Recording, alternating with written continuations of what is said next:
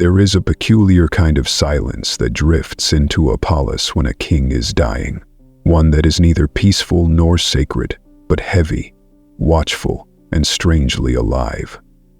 In the winter of 1547, this silence settled over Whitehall like a living creature, sliding through its corridors, clinging to its stone pillars, and curling beneath every whispered breath. Behind frost-bitten windows and wavering torchlight, tucked beneath velvet curtains that could no longer hide the sour scent of sickness, King Henry VIII was fading.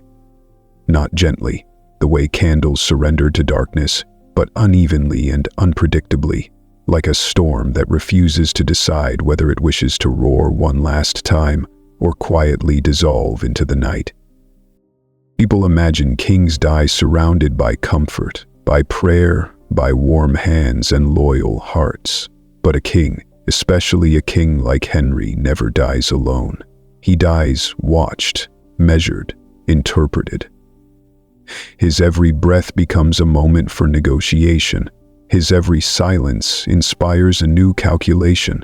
In those final days, the dying king's chamber was less a place of rest and more a stage where every man standing in the shadows wondered whether the final fall of this massive, fearsome ruler might just become the first rise of their own ambitions.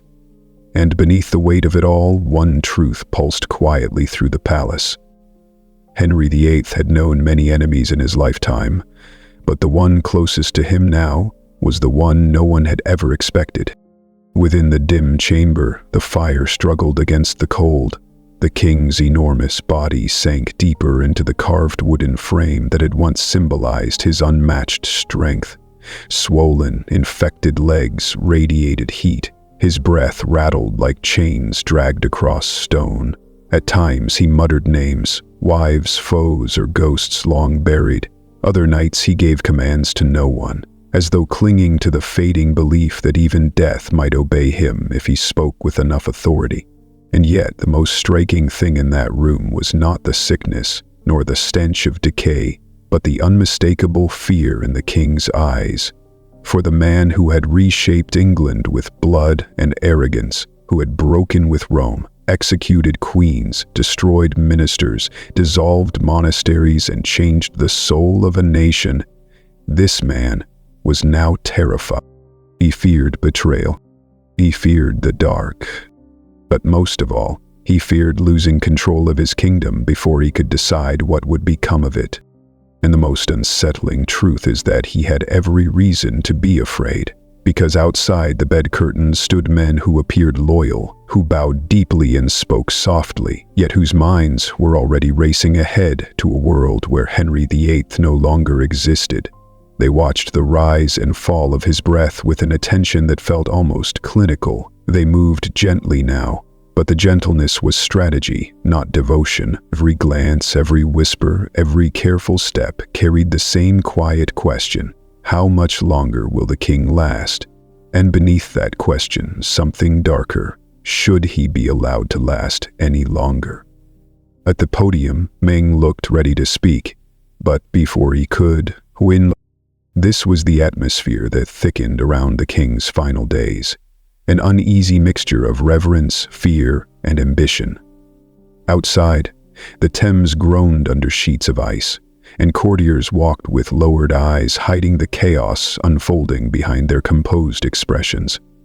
Priests waited endlessly in the chapel for the signal to perform last rites, a signal that still had not come, because no one dared speak aloud that the king was dying. In Tudor England, to declare the sovereign near death was to invite one's own, and if by some miracle Henry revived, the informer would greet the executioner faster than the sunrise.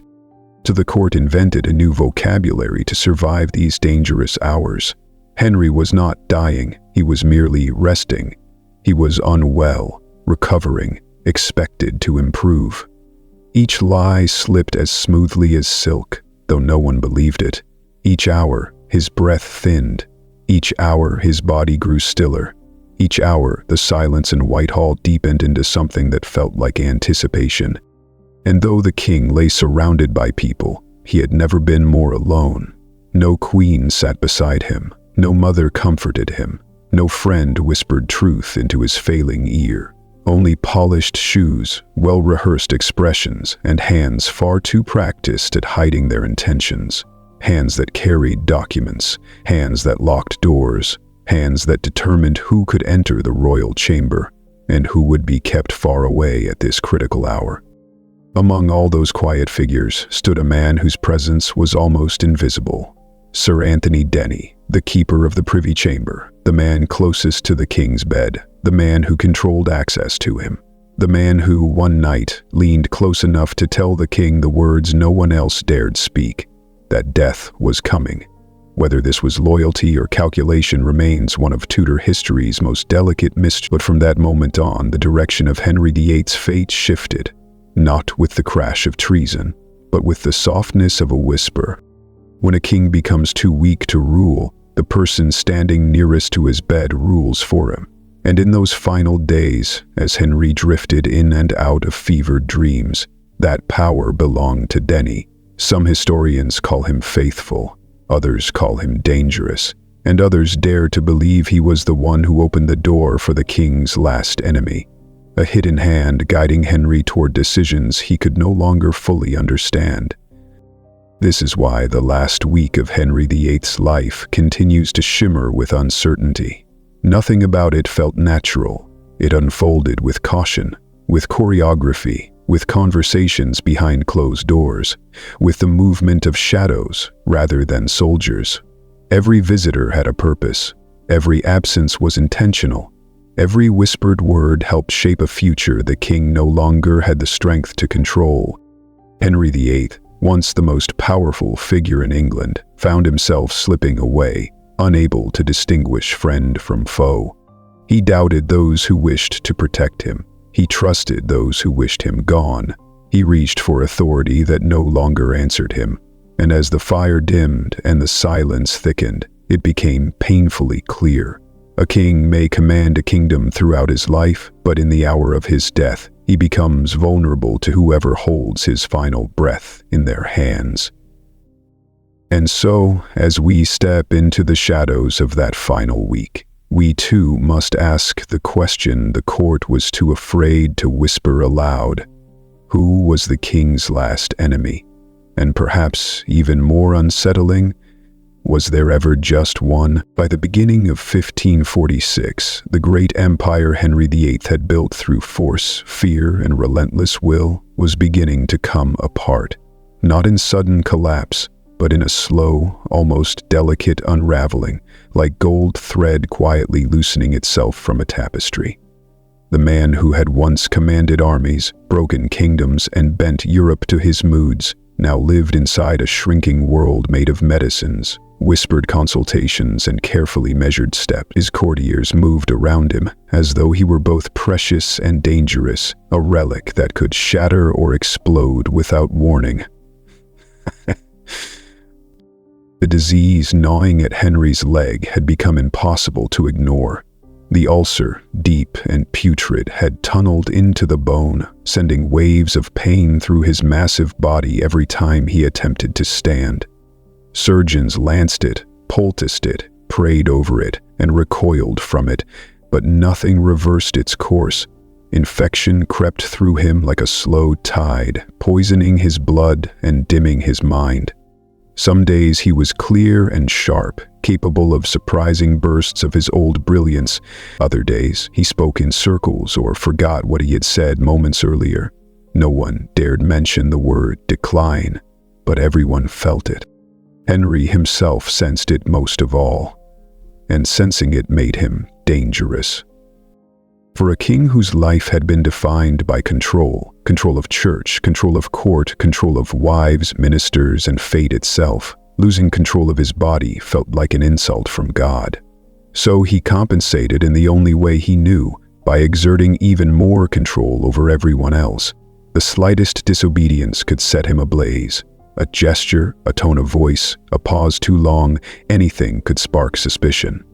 Anything you could do to stoop to the level of the lost, anything you did to spark suspicion. And suspicion, under Henry, was often a death sentence. The court learned to move as if walking across thin ice. Behind the scenes, factions sharpened themselves like hidden blades. On one side stood the powerful Seymour brothers, Edward and Thomas, uncles of the young Prince Edward. Edward was cold, calculating, and determined to shape the future government around himself. Thomas was charming but reckless, hungry for influence and not above seducing it. On the other side were the conservative nobles, men like Stephen Gardiner and the Howards, who clung to traditional Catholic power structures and feared what a Protestant boycotting might bring. Henry, in theory, remained the ultimate judge between these factions. But in practice, he was becoming less judge and more prize. For years, he had balanced his enemies with remarkable skill. He played them against each other, removed some, elevated others, and kept any single group from gaining enough power to challenge him. But as his body deteriorated, the balance faltered. For the first time in decades, men realized that the future of England would soon no longer be shaped by the king's will, but by whoever controlled the king. It began with subtle shifts. Edward Seymour's allies gained a little too much access to the Privy Chamber. Gardiner found himself excluded from private meetings. Norfolk, once one of the mightiest men in England, sensed the ground trembling beneath him. Henry approved executions and imprisonments with a tired flick of the hand, sometimes forgetting the details of the charges, sometimes unable to focus long enough to hear them fully. His ministers could present a name, a rumor, a carefully crafted suspicion, and find the king unusually willing to agree. And yet, Henry remained unpredictable enough to keep everyone terrified. He could still roar when provoked. He could still destroy a man with a single command. He could still remind the court of the beast that lived beneath the failing flesh. But even his fury became erratic, less a weapon than a symptom. Some nights he summoned his daughter Mary, speaking to her with unexpected gentleness, reminiscing about Catherine of Aragon, about Spain, about a world he had long buried. Other nights, he accused her of plotting against him, demanded she leave his sight, and then asked for her again an hour later. Elizabeth received similar contradictions. Edward, the boy heir, was shielded from almost everything. Henry loved him fiercely but lacked the energy to guide him. The prince became a symbol more than a son, a fragile banner around which powerful men maneuvered. Foreign ambassadors wrote home with reports that grew increasingly alarming. The French called him a king whose body fights his mind. The imperial ambassadors described a ruler changed in humor, withdrawn into pain, speaking little and trusting none. In one letter, Eustace Chaput noted that the king no longer sees clearly the game around him, and yet the game grows more dangerous every day.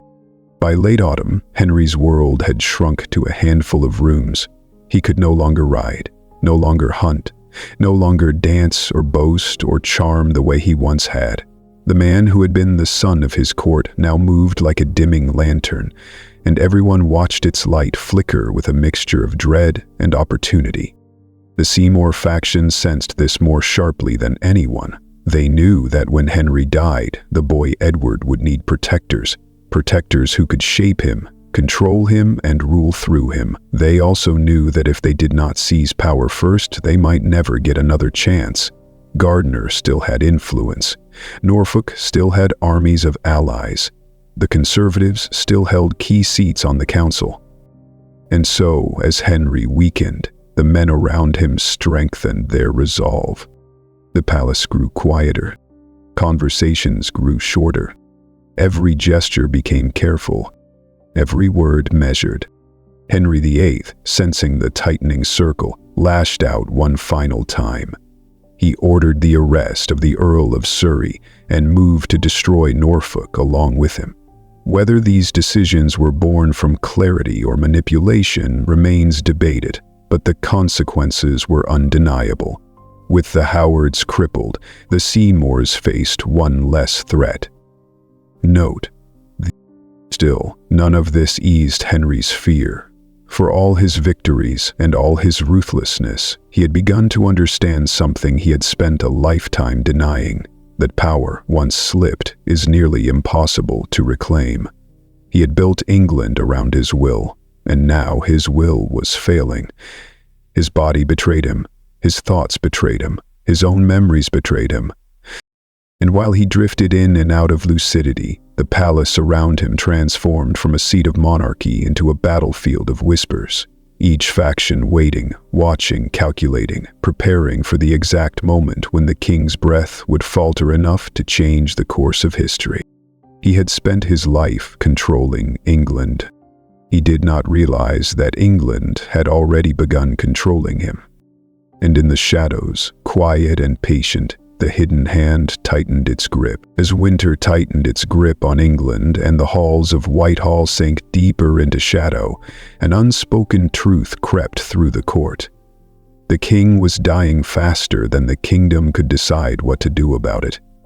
Every shallow breath Henry VIII dragged into his weakened body fed a tension that grew like frost across every stone corridor. The heir to the throne, young Prince Edward, was intelligent, delicate, and adored, but still only a 9-year-old child, far too young to rule without a guiding hand. And so the true question consuming England was not who would be king, but who would rule through the boy once Henry was gone.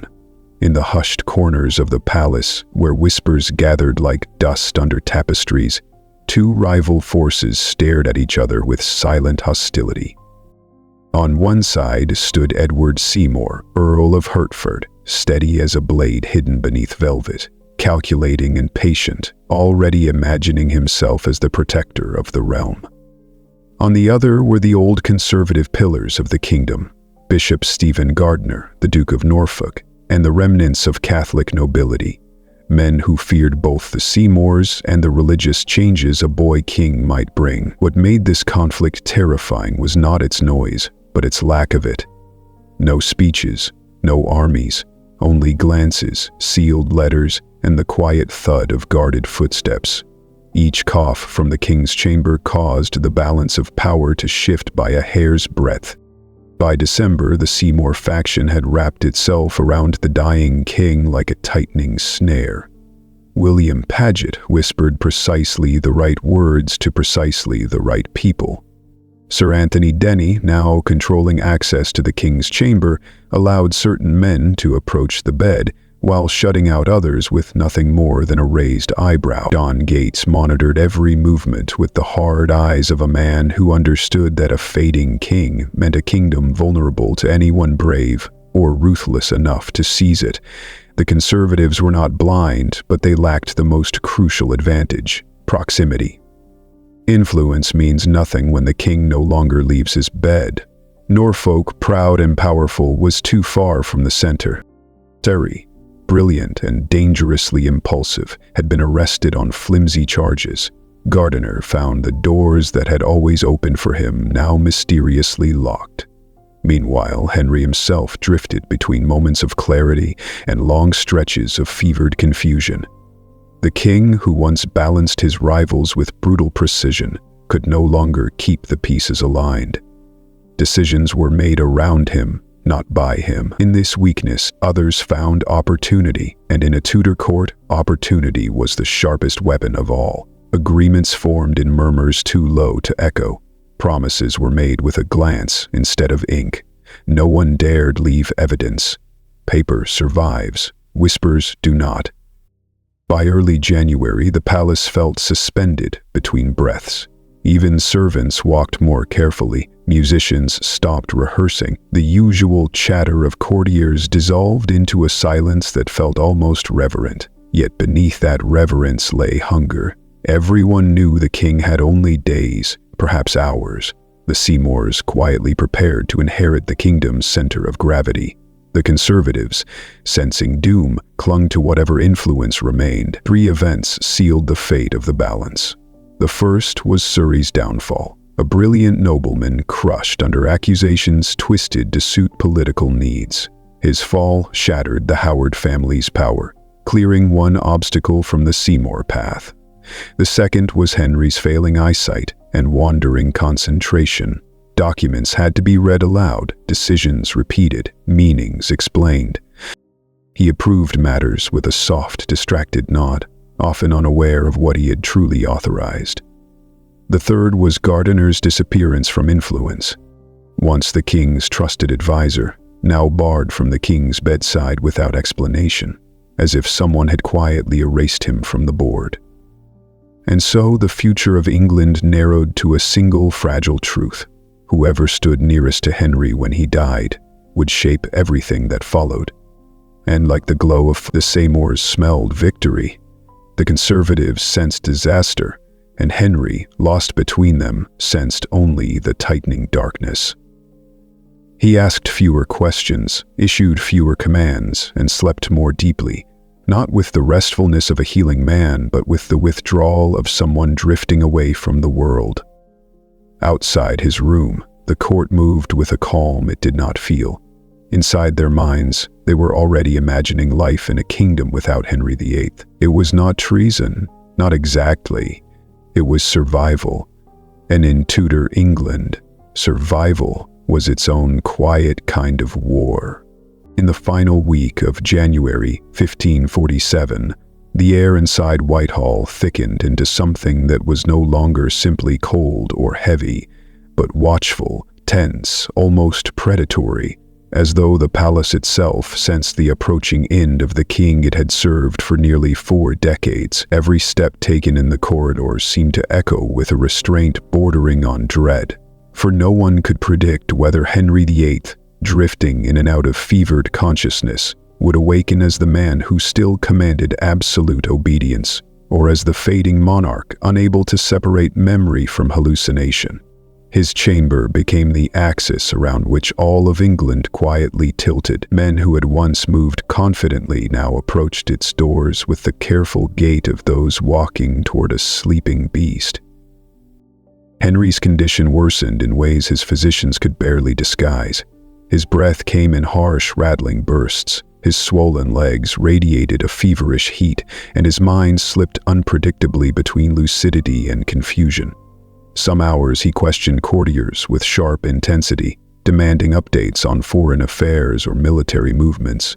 Others, he muttered incoherently about old hunting trips, dead wives, and battles that had taken place decades earlier. Yet even in this fractured state, one instinct remained painfully intact: his fear of betrayal. The irony of Henry's last week was that the man who had executed ministers, queens, and supposed traitors with terrifying ease was now surrounded not by declared enemies, but by men wearing the softest voices and the gentlest expressions, each hiding ambitions sharp enough to slice through England's future.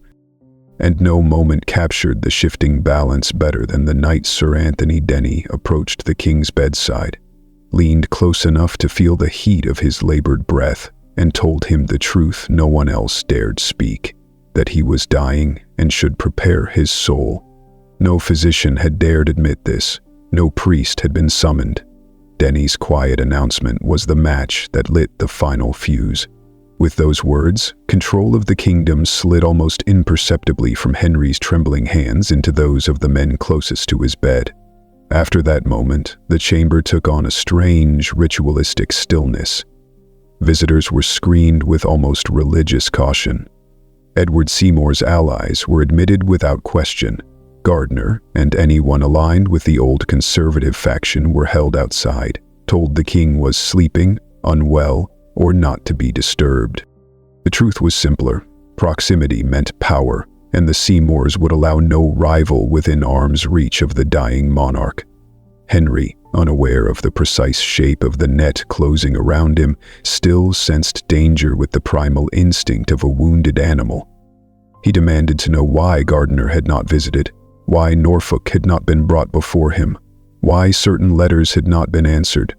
Paget and Denny soothed him with reassurances, spoken in tones so smooth they left no surface to grasp. They controlled the messages he received, the faces he saw, and the decisions he was physically capable of making. The king's confusion made this easier. His distrust made it necessary. Meanwhile, London itself felt strangely suspended. Rumors traveled faster than carts on frozen roads, that the king was dying, but forbidden to die, that the council was divided, that foreign ambassadors stood ready to report chaos to their rulers. Even the streets outside Whitehall quieted, as if the city held its breath, waiting for the moment the great engine of Tudor power would sputter to its final stop. Inside the chamber, the king's breathing grew more labored, each exhale sounding like the grinding of a distant millstone. The air smelled of medicine, incense, and the metallic scent of infection. Servants spoke in whispers that barely existed. The fire crackled with the nervous intensity of something aware it was witnessing history. And in the shadows, the men who would determine England's future waited. Denny with his unshakable calm, Paget with his steady strategy, Seymour with a patience sharpened into ambition. They had no need to conspire openly. The dying king's vulnerability conspired for them. When Henry asked for last rites, Denny finally summoned Archbishop Cranmer, but even this moment was shaped by politics. Cranmer rushed through icy streets to reach the palace before the king slipped away completely. By the time he arrived, Henry could no longer speak. Cranmer held the king's hand, asking him to squeeze if he died in the faith of Christ. Accounts say Henry tightened his fingers slightly, his final act, his final gesture, barely more than a flutter. And while this sacred ritual unfolded, while the king's chest heaved in its last desperate attempts to hold on, the men outside the chamber already saw the next world forming. They imagined signatures, council seats, titles, power. England itself teetered on a breath, and as Henry's breathing faltered for the last time, that breath finally slipped away into silence. A silence so deep it felt like the palace had exhaled after holding itself tense for far too long. The king was gone, but the war he left behind was only beginning. When Henry VIII finally exhaled his last breath in the dim stillness of his chamber, the silence that followed was not the peaceful quiet of mourning, but the poised, electric hush of men who had been waiting not for a death, but for a signal. For a moment, the world seemed to hold its breath with him, suspended between one era and the next. But the transition from the king's final heartbeat to the first movement of ambition was so swift, so smooth, so chillingly practiced that anyone watching closely would have realized the truth. His death did not initiate a scramble for power. It simply unlocked a plan that had already been set carefully in motion. The very first act of the hidden hand was to do nothing at all, or at least nothing publicly. Sir Anthony Denny, William Paget, and the other key members of the Seymour faction did not ring bells, dispatch heralds, or summon the court. Instead, they allowed the king's chamber to remain sealed in perfect, calculated stillness. They instructed the servants to remain silent. They kept the guards at their posts. They did not allow the word death to slip past the heavy curtains.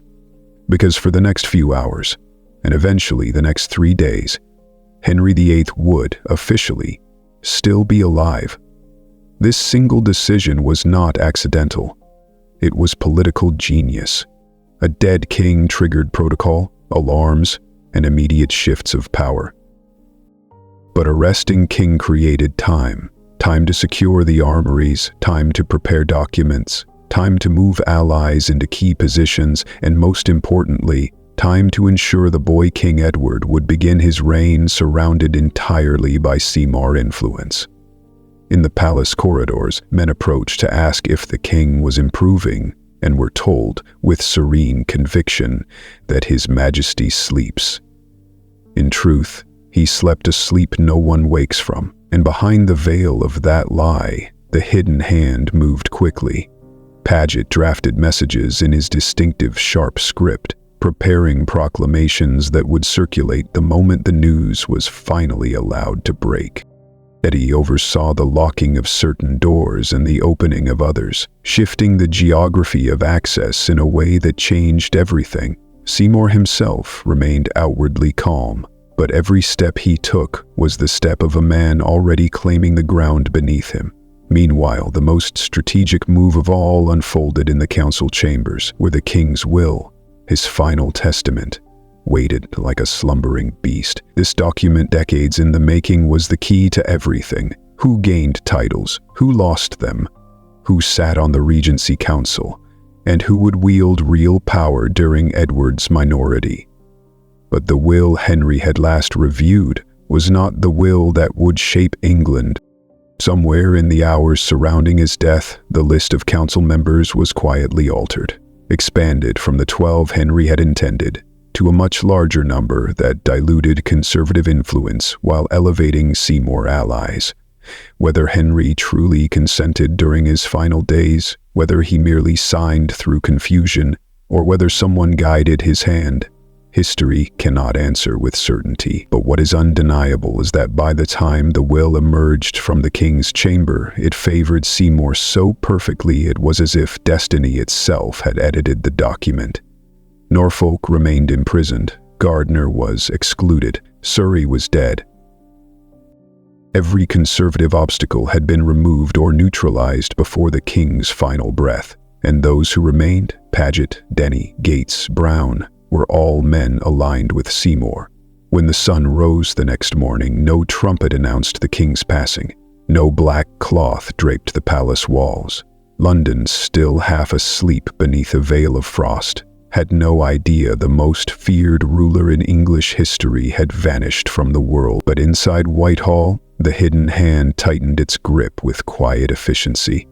Couriers were prepared, signatures practiced, keys exchanged, guards reassigned. The machinery of the new regime clicked into place like a lock turning one notch at a time.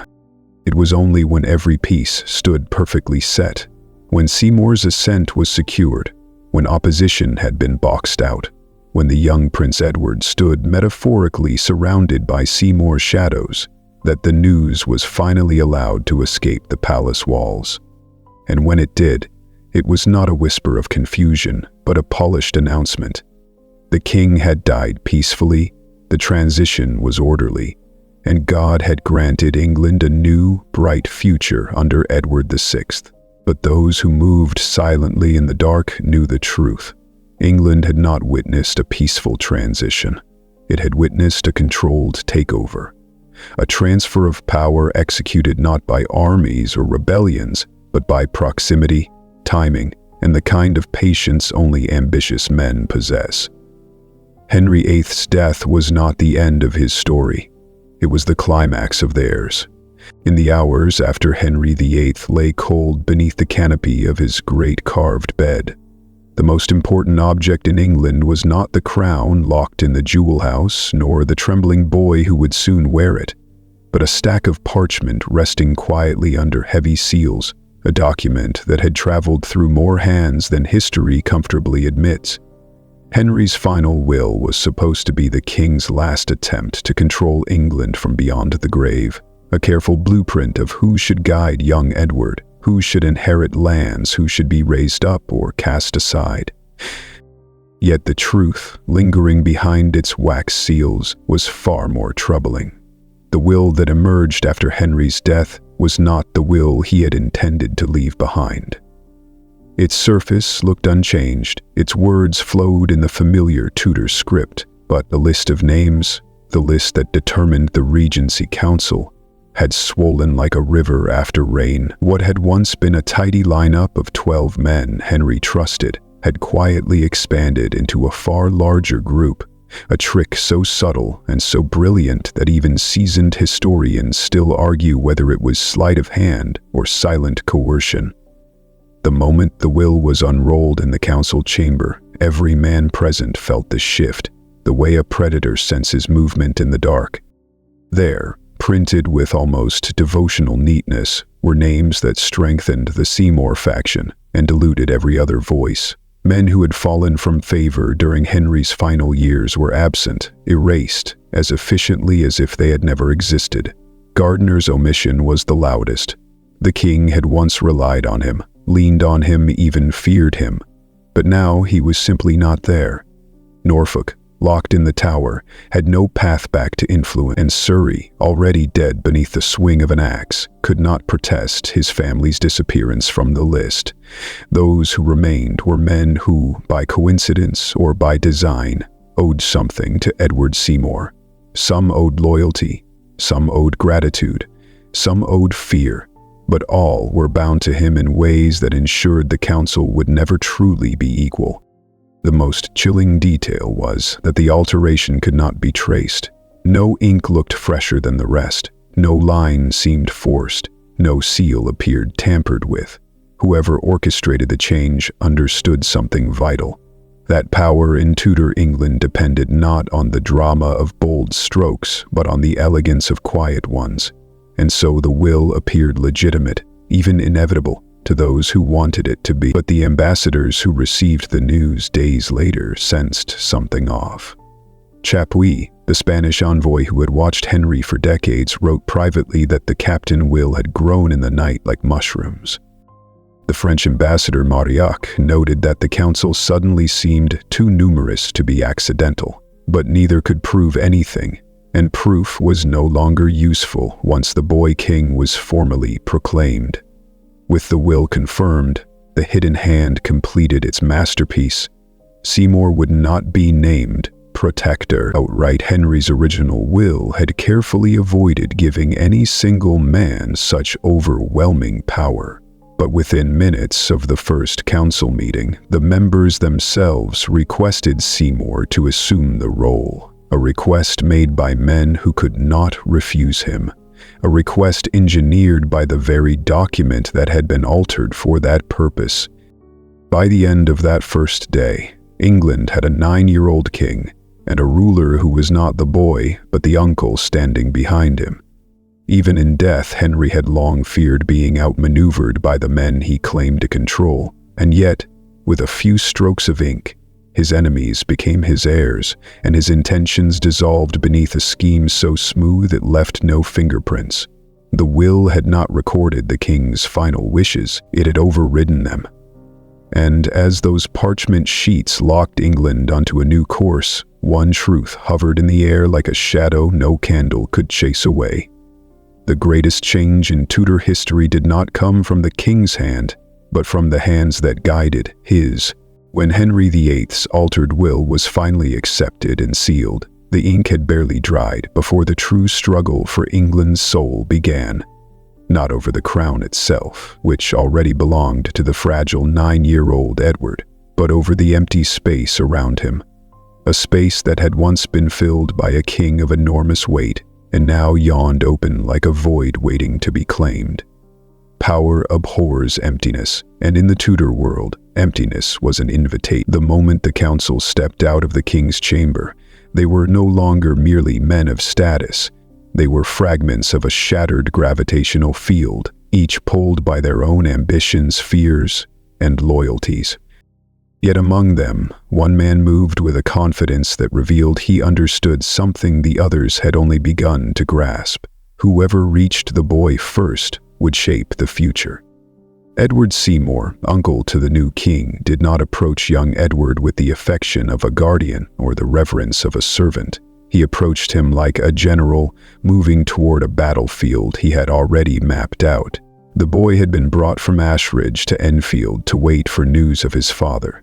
And the moment Seymour entered the room, with its frost-clogged windows and candles burning low, he knew that this quiet, pale child was now the single most valuable object in the entire kingdom.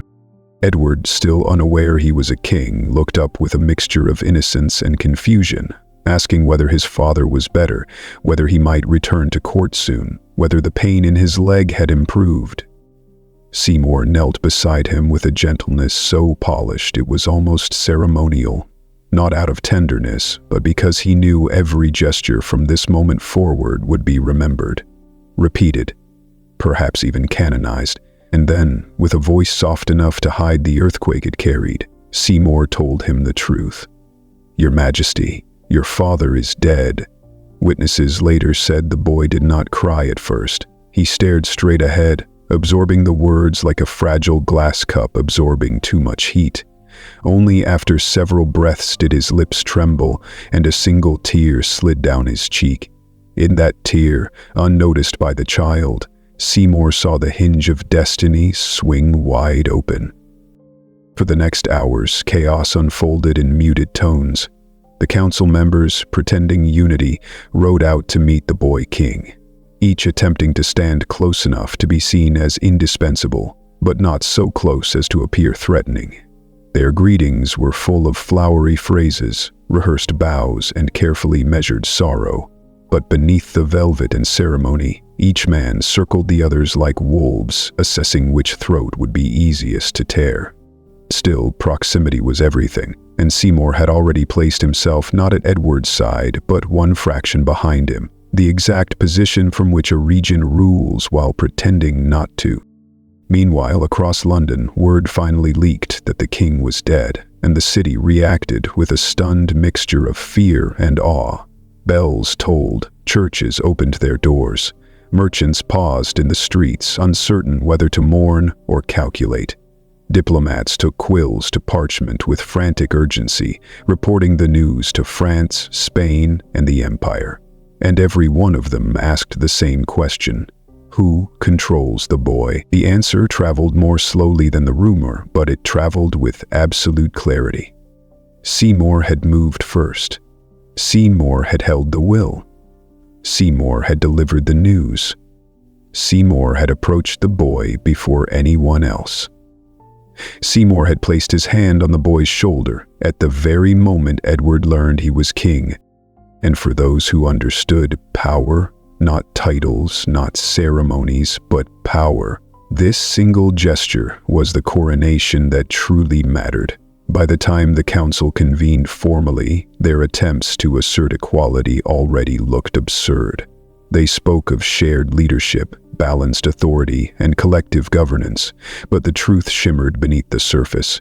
They were now orbiting Seymour, and Seymour, with a calm so controlled it was almost chilling, told them he did not seek the title of Lord Protector. The council, grateful or frightened, or simply unwilling to oppose the momentum gathering around him, insisted he accept it. It was a brilliant performance, staged with such precision that even those who knew they were being manipulated found themselves applauding the outcome. And so, in the silent hours after Henry VIII's death, before the nation had processed its loss, before the funeral had been planned, before the new king had his first private prayer, the power vacuum had already been filled. Not by a monarch, but by a man who understood that kingship is sometimes just a matter of standing in the right place at the right moment. England had a boy on the throne, but it was Seymour's shadow that fell across it, even as the crown passed to young Edward and the machinery of Seymour powers settled into place. A strange truth lingered in the icy corridors of Whitehall. One name Henry VIII had feared more than any other in his final months, a man whose existence hung over the king's deathbed like a dark omen. No one dared to speak it aloud in those first frantic hours after the king's passing, but everyone felt its weight. Thomas Howard, Duke of Norfolk. The irony, almost theatrical in its cruelty, was that Norfolk, wounded, aging, and imprisoned in the Tower, was Henry's last living enemy. Not because he had plotted rebellion or raised an army, but because he represented something Henry's dying mind could not bear: the memory of a time when the king had not yet lost control. As his health collapsed, Henry became fixated on Norfolk, with a paranoia that bordered on delirium. Whispers from the Privy Chamber later claimed he spoke the Duke's name at night, as though expecting him to burst into the room with drawn steel. In reality, Norfolk was locked behind stone walls, wrapped in blankets, praying for his life. But fear needs no logic, it only needs a shape. And in Henry's final weeks, the shape of fear looked like Thomas Howard. This fear was the reason the king signed Surrey's death warrant, despite the young man's brilliant mind and noble blood. It was the reason Norfolk himself was scheduled for execution on the very morning Henry died. The axe had already been sharpened, the block prepared, the guards notified. A single dawn separated Norfolk from oblivion. Then came the final twist of fate. Henry's death just hours before the execution made the sentence legally impossible to carry out. no king, no execution order. Norfolk, who had gone to sleep expecting never to wake, opened his eyes to find himself alive, preserved by the very timing of the monarch who wanted him gone. No one missed the bitter irony. Even dead, Henry had failed to destroy the man he feared most. But Norfolk's survival was not triumph. It was a threat to Seymour, a threat to the council, a threat to the fragile order they were constructing around the boy king. Because Norfolk was not simply a nobleman, he was the last titan of the old Catholic world, a living bridge to the past Henry had tried so hard to erase. And more dangerously, he still had supporters, quiet ones, hidden ones, men who believed the Seymour takeover was nothing short of a hostile coup. The council's reaction was immediate and chillingly coordinated. No debate, no reconsideration, no compassion. They issued a decree that Norfolk remain imprisoned indefinitely for the safety of the realm, which in Tudor language translated to, he must never leave the tower alive. But the most remarkable detail was this: the fear Henry had carried into death passed seamlessly into the living. Seymour, Paget, Denny, none of them dared free Norfolk, not because he was powerful in chains, but because he was powerful in memory. He represented the final loose thread in the tapestry of their silent takeover, a thread that, if pulled, could unravel the entire structure. So the man Henry feared most became the man England quietly agreed to forget. Days passed, weeks, months. Norfolk remained in the tower like a ghost locked inside stone, alive but unnecessary, breathing but irrelevant. A shadow preserved purely because killing him without a king was too risky, and freeing him was unthinkable. Meanwhile, the boy king Edward was dressed in royal silks, taught how to speak like a monarch, shown where to sit, what to say, and when to nod. And behind him Seymour stood watch, his shadow stretching further than any crown could reach. But deep in the tower Norfolk waited, an old lion, wounded but not dead, listening to the world shift without him, knowing that one day the tides of politics might turn, and the memory of Henry VIII's last enemy might yet rise again. If Henry had known that even in death Norfolk would survive him, he might have reached for his quill one last time. But fate, in its sharpened humor, had made its decision. Henry VIII died fearing one man, and that man lived. In the days that followed Henry VIII's death, England entered a strange twilight state, publicly calm, ceremonially respectful, yet beneath the skin vibrating with the silent tension of a kingdom being rearranged piece by men who spoke softly, smiled politely, and moved with the quiet precision of surgeons removing a tumor without waking the patient. This was the moment the Seymours completed what history would later call, with delicate understatement, a peaceful transition, though nothing about it was peaceful except its silence. The first and most crucial step was control of the message. Paget ensured that every proclamation, every letter, every whisper that escaped Whitehall carried the same soothing tone. The boy king was safe. The council was united. The realm was stable, and God had favored England with harmony. Yet behind this polished facade, Seymour was reshaping the kingdom the way a potter reshapes soft clay, gently enough to avoid cracks, firmly enough to leave permanent fingerprints. The second step was control of bodies, literal bodies. Anyone who might oppose Seymour's rise found themselves subtly displaced. Gardiner remained excluded from access to Edward. Norfolk stayed locked in the tower. The conservative nobles who once walked the palace with confidence now found themselves redirected, delayed, or assigned ceremonial tasks that kept them far from decision-making. No arrests were made that would have caused noise. Instead, Seymour used the Tudor court's own obsession with hierarchy to suffocate dissent.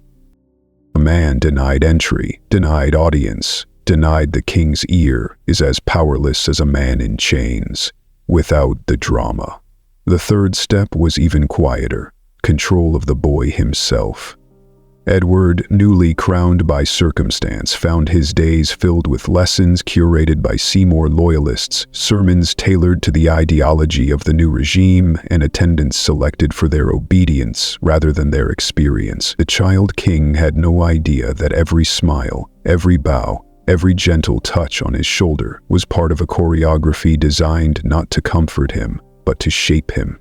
Seymour positioned himself as the benevolent uncle, the wise guide, the steady hand, while ensuring no other adult ever stood close enough to become a rival.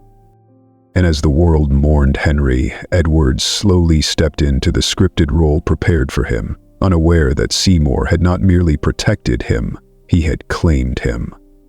The fourth, and perhaps most elegant step, was control of time. The council met at hours chosen by Seymour. Decisions were presented only after he had spoken to each member privately. Proposals were introduced when men were tired, distracted, softened by wine or exhaustion. Every vote seemed unanimous, not because the council agreed, but because the moment had been engineered to make disagreement impossible. And when the final declaration was made that Seymour was to be Lord Protector, it sounded like the natural conclusion of events rather than a carefully managed coup. The fifth step, subtle yet devastating, involved rewriting the narrative before it could even be contested. Chronicles began describing Seymour as beloved of the late king, trusted above all others, the natural guardian of Edward. These phrases spread like seeds planted in the minds of the public, the clergy, the nobility. Few questioned their origin. Few realized they were not reflections of truth, but instruments of power. And in this curated version of history, the Seymours appeared not as opportunists, but as saviors. By the time Henry VIII was lowered into his vault beside Jane Seymour, the silent coup was complete. No swords had been drawn, no rebellions stirred, no blood stained the palace floors. Yet England had been reshaped as surely as if armies had marched through its streets. A child sat on the throne. A nation bowed its head.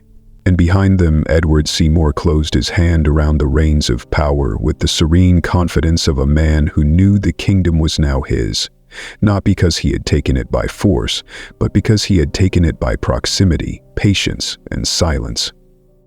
And in Tudor England, silence was often the most lethal weapon of all. As the news of Henry VIII's death rippled through England, the nation responded not with the violent shock one might expect after the passing of such a colossal monarch, but with a strange, muted bewilderment, as though the kingdom were waking from a long dream and could not immediately decide whether it had been a nightmare or a golden age. In the markets of London, people paused with bread in hand, unsure whether to whisper prayers or predictions.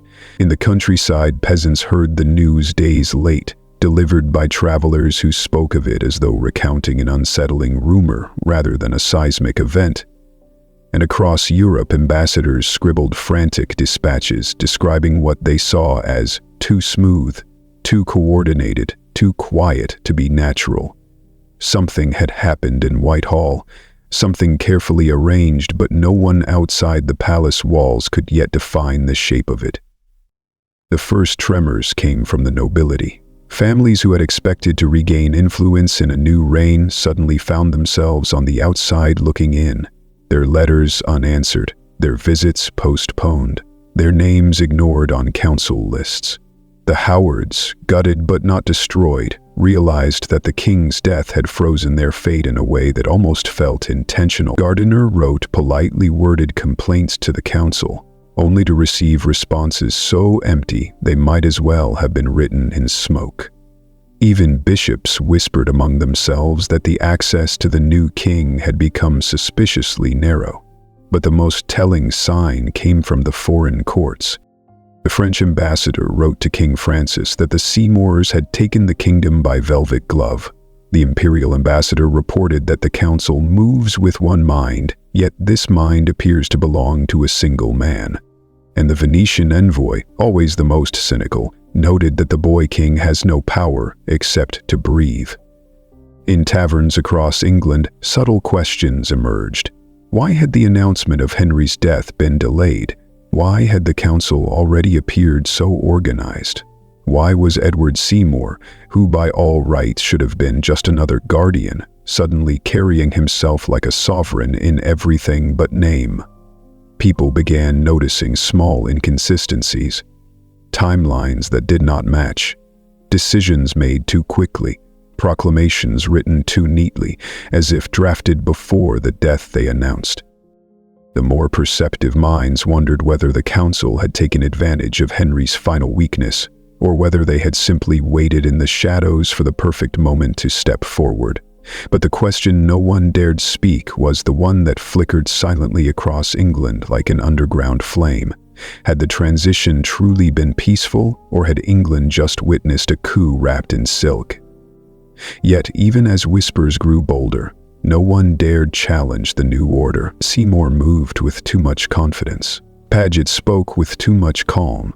Denny maintained too much control over royal access, and the child king's soft, bewildered presence only deepened the sense that questioning the regime would be akin to kicking a fragile bird from its perch.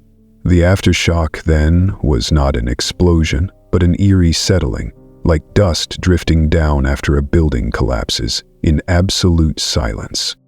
People accepted the new government not because they trusted it, but because they sensed something unspoken. The coup, if it truly was one, had already won. The documents were signed, the council was appointed, the boy king was surrounded, the opposition was neutralized, and the truth, whatever it was, had been drowned in the quiet efficiency of men who understood that the most effective takeover is the one no one can prove happened at all. In the end, England did what nations often do in the wake of unsettling events. It looked forward, not backward, pretending it had not felt the ground shake beneath its feet. But deep down, in the bone memory of the realm, something lingered.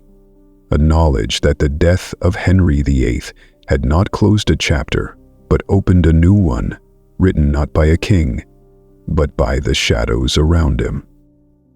The price of a silent coup is never paid in the moment it unfolds. Its cost arrives slowly, like water seeping under a locked door, unnoticed at first, then impossible to ignore as the very structure of the house begins to warp.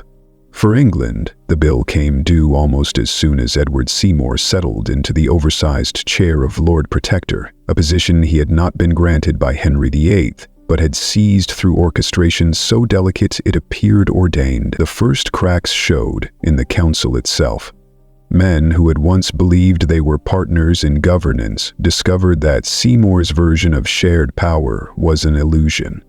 A soft curtain draped over a throne he fully intended to occupy alone.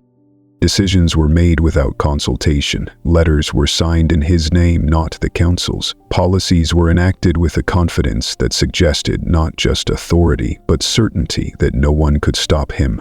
And though the council grumbled, they obeyed, partly out of habit, partly out of fear, and partly because the coup had been so smooth that no one could trace the lines of guilt well enough to challenge him without implicating themselves. The second cost was paid by the kingdom. Henry VIII's brutal but effective centralization of power had relied on the balance of fear and loyalty. Remove the king, replace him with a child, and then give his realm to a man hungry for reform, and the entire structure began to shake. Seymour's religious policies inflamed half the realm and confused the other half. His economic experiments, well-intentioned but disastrously timed, sent grain prices soaring and plunged thousands into hardship. Rebellions simmered like covered pots, and before long, Devon and Norfolk erupted in open revolt, demanding not only redress but clarity. They wanted to know who truly governed England. They wanted to know why the king's uncle acted like the king himself.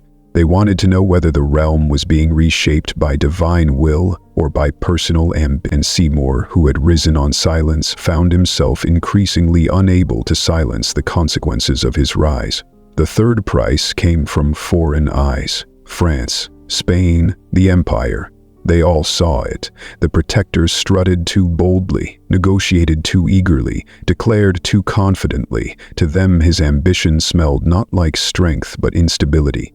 Nations long held at bay by Henry VIII's sheer force of personality now sniffed opportunity. Diplomats arrived with velvet smiles and hidden daggers. Treaties that might have strengthened England instead chipped away at its defenses, not because Seymour was incompetent, but because he believed he was invincible, a fatal flaw in any age, but especially in an age where a single misstep could invite armies to your shores. The fourth and final cost, the one Seymour never saw coming, crept toward him like a shadow cast by a flame he himself had lit, the resentment of the council he had sidelined. These were not foolish men, they were not powerless men, they were simply patient men. Men who had watched the silent coup unfold and had taken careful note of every step, every manipulation, every moment. Seymour believed himself untouchable. And when his missteps grew too large to ignore, when the rebellions shook the realm, when foreign policy faltered, when Edward himself began to show signs of preferring other voices, those patient men struck, quietly, efficiently, using the very same tactics Seymour had once used on them. One morning, the protector who had claimed England without shedding a drop of blood found himself surrounded by men who offered no threats, only signatures. He was escorted to the tower not by soldiers but by silence, the same silence he had once wielded as a weapon. In that moment, the price of his takeover finally crystallized. Power seized without consent must eventually be surrendered without dignity. And so the man who had maneuvered himself into ruling England ended up learning the lesson Henry VIII had never needed spelled out. Control won through manipulation is control held only on borrowed time. Seymour's fall was not theatrical, it was not violent, it was not even surprising. It was simply the end of a debt long owed, paid in the currency of inevitability. History often records a king's enemies in the form of armies, betrayals, or rebellions, yet Henry VIII's final enemy was neither a foreign monarch nor an ambitious noble with a sword. It was something quieter, more persistent, an adversary Henry never recognized because it did not confront him. It waited for him to die. This enemy was the same shadow that had stalked him throughout his reign, not in the form of a person, but a pattern. The clever men who mastered the one skill Henry lacked, the art of surviving him. Cromwell had done it for years, Paget perfected it, and Seymour exploited it to its final, devastating conclusion. They understood something Henry never bothered to learn, that the true battlefield of power was not the council chamber, nor the bedchamber, nor even the execution scaffold. It was the quiet space between a king's intention and the machinery that carried it out. Henry believed he ruled through command. These men ruled through execution. And so, when Henry died, the shadow he left behind was not just the ghost of his decisions, but the enduring influence of those who had learned to turn his authority into their opportunity. They were the interpreters of his orders, the architects of his policies, the stewards of his secrets. They survived him not by opposing him, but by bending to him so perfectly that he never realized how much of his reign existed in their hands. This shadow took its clearest form in Seymour's coup, but it did not begin with Seymour, nor did it end with him. The machine that allowed men like Seymour to rise, the clerks, the secretaries, the document keepers, the men who knew where the seals were stored and how a sentence could be placed so neatly into a margin that it became indistinguishable from a king's true will, had been growing for decades, nourished by Henry's own habit of delegating power to men who feared him too much to say no and learned too well how to say yes. By the end of his life, Henry's grand strategies, his reforms, even his punishments were carried out not by his hand, but by the quiet bureaucracy that had mastered the art of shaping his intentions into something more useful to themselves. They were the shadow he never cast, yet they outlived him effortlessly, and in the days, weeks, and years after his death, this shadow continued to move, subtle, calm, uninterrupted, guiding the kingdom through documents, whispers, signatures, interpretations, each one altering the path of England with a precision no king could have matched. The irony was almost poetic. Henry VIII, a man who believed power came from force, intimidation, and spectacle, had been undone by those who wielded none of those things. His true enemy was not rebellion, nor treason, but the quiet hands that shaped his reign while he was alive, and reshaped it entirely once he was dead. These men did not kill him. They did not need to. They simply waited for the moment when his voice fell silent, and then they spoke in his place. That was the shadow Henry left behind, a force that required no crown, no army, no throne, because its battlefield was paper, its weapon was ink, and its victory was time. In every great unraveling of power, there is always one figure who emerges, not as the architect, nor the executioner, nor even the apparent victor, but as the quiet beneficiary, the one person who gains everything while appearing to do nothing at all. In the story of Henry VIII's downfall, that figure was neither Seymour, nor Paget, nor the council that rearranged England in silence. It was a boy, small in stature but vast in consequence. Edward VI, the child king who stepped into a world meticulously cleared for him by the ambitions, fears, and calculations of men who believed they were shaping the realm for themselves. Yet, the deeper irony was that every move they made, every altered document, every silenced rival, every reshaped council ultimately flowed toward one inevitable truth: the kingdom belonged to Edward, not to them. As the machinery of the coup whirred beneath him, the young king absorbed everything, every sermon tailored for his ears, every policy crafted in his name, every decision made on his behalf, weaving itself into the fabric of his identity with a quiet permanence no adult power broker could match. While Seymour believed he was molding the boy, it was the boy's reign that molded Seymour, turning him from a triumphant usurper into a disposable guardian the moment he ceased to serve the narrative that crowned Edward as a divinely chosen reformer. The council too discovered that their manipulations, intended to secure influence, only strengthened the idea that the king's authority rested not in their hands, but in the fragile figure sitting on the throne.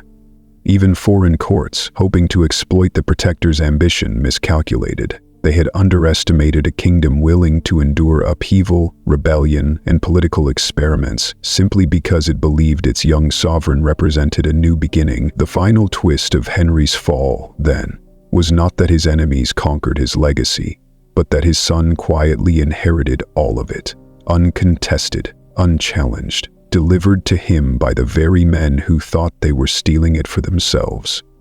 Edward, too young to understand the maneuvers around him, nonetheless became the gravitational center of a realm reshaped in his image. The religious revolution accelerated under his name. The administrative reforms took sharper form under his authority. Even Seymour's execution, when it came, did not weaken the boy king's position, but strengthened it. Proof that no minister, however powerful, could outgrow the monarch they served. And so, in the end, the person who benefited most from Henry VIII's fall was the one who never plotted a thing, never forged a document, never whispered in the corridors of Whitehall. Edward did what no adult under Henry ever managed to do. He received power without fear, inherited authority without suspicion, and reigned over a kingdom rebuilt by men who never realized they were building it for him. History remembers the coup as Seymour's masterpiece, but the truth is quieter, almost tender in its symmetry. The greatest prize of all, England itself, passed seamlessly into the hands of a boy who had done nothing to earn it except outlive his father. And perhaps that was the ultimate irony in the life of Henry VIII.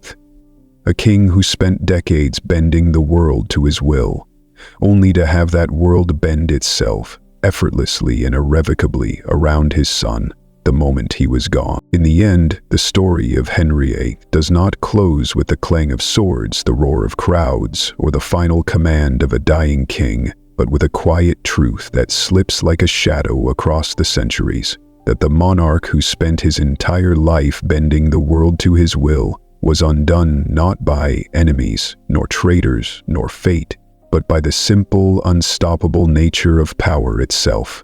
Power flows, power shifts, power escapes the hands that grip it too tightly.